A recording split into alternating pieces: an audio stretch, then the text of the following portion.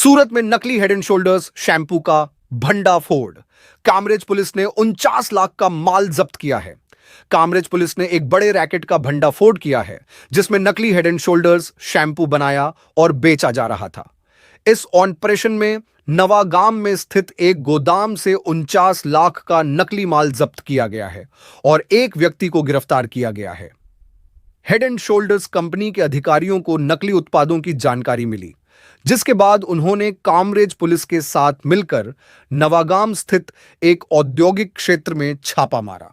छापे के दौरान पुलिस ने देखा कि खराब क्वालिटी का शैम्पू बनाया जा रहा था, जिसे हेड एंड शोल्डर्स की बोतलों में पैक करके उन पर असली जैसे दिखने वाले स्टिकर लगाए जा रहे थे।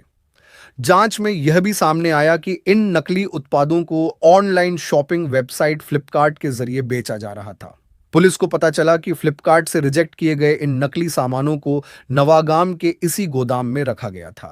एक कुरियर बॉय को थोक व्यापारी तक इन नकली सामानों को पहुंचाते समय पकड़ा गया, जिसके बाद इस पूरे रैकेट का खुलासा हुआ। पुलिस ने बताया कि ये नकली उत्पाद कुछ महीने पहले सूरत शहर में बनाए गए थे। कामरेज पुलिस ने एक युवक को गिरफ्तार किया है और 49 लाख का माल जब्त किया है। पुलिस निरीक्षक अमित चावड़ा ने बताया कि फिलहाल इस बात की जांच की जा रही है कि इस मामले में और कितने लोग शामिल हैं। यह गिरफ्तारी नकली उत्पादों के खिलाफ चल रही कार्रवाई का एक महत्वपूर्ण हिस्सा है। यह घटना दर्शाती है कि नकली उत्पाद बनाने वाले गिरोह किस तरह से उपभोक्ताओं को धोखा दे रहे हैं और ऑनलाइन प्लेटफॉर्म का उपयोग करके अपने सामान को बेच रहे हैं। पुलिस ने लोगों से ऐसे उत्पादों की खरीदारी करते समय सावधानी बरतने की अपील की है। दिखाते हैं आगे की report Kamrej police inspector Amit Chavda के साथ।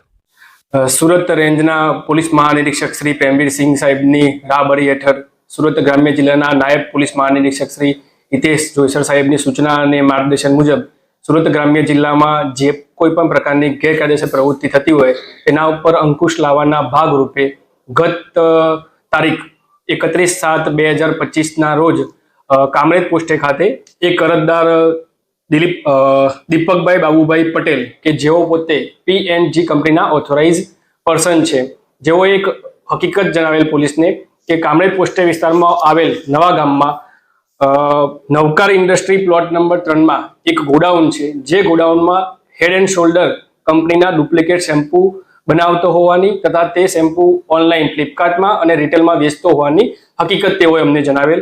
જે હકીકતને આધારે કામરેજ પોલીસ સ્ટેશને સદર અરજદાર તથા પંચોને સાથે રાખી સદર જગ્યા ઉપર રેડ કરતા સદર ગોડાઉનમાંથી હેડ એન્ડ શોલ્ડર કંપનીના 1 લીટર ના શેમ્પૂની બોટલો જે 4115 નંગ મળી આવેલ, ખાલી બોટલો 30 નંગ તથા પેન્ટીન શેમ્પૂની પણ અમુક બોટલો મળી આવેલ અને અમુક જે હેડ એન્ડ શોલ્ડર કંપનીના સ્ટીકર મળી આવેલ। આમ કુલ્લે મળીને ટોટલ 49 લાખથી પણ વધુનો મુદ્દામાલ મળી આવેલ।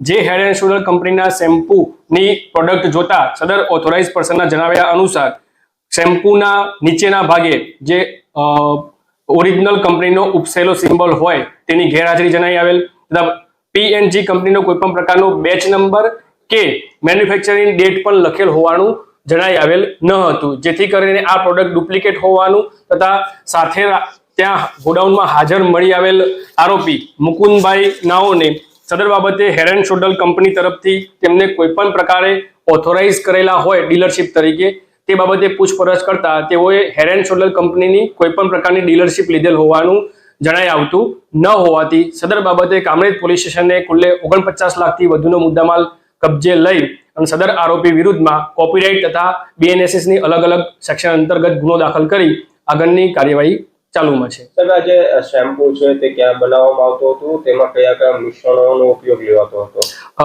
આરોપીની પ્રાથમિક પૂછપરછ દરમિયાન આરોપી આશરે 1 વર્ષ પહેલા સુરત સિટીમાં સીમાડા નાકા વિસ્તારમાં કોઈ જગ્યાએ ગોડાઉન રાખી ત્યાં અલગ અલગ લૂઝ મટીરિયલ પેકિંગ કરી અને આ પ્રકારનું શેમ્પુ બનાવી જે એને ફ્લિપકાર્ટ પર વેચવાનો પ્રયત્ન કરતા ગ્રાહકોએ કમ્પ્લેન કરતા આ માલ ડુપ્લિકેટ હોવાનું તેને જણાઈ આવતા તેને છેલ્લા 1 મહિનાથી કામરેજ પોસ્ટે વિસ્તારમાં ગોડાઉન ભાડેથી રાખી અને કોઈ પણ મોટો હોલસેલ ડીલર મળી આવે તો તેને વેચવા માટે થઈ અને ગોડાઉનમાં મુદ્દામાલ મૂકી રાખેલ હતો।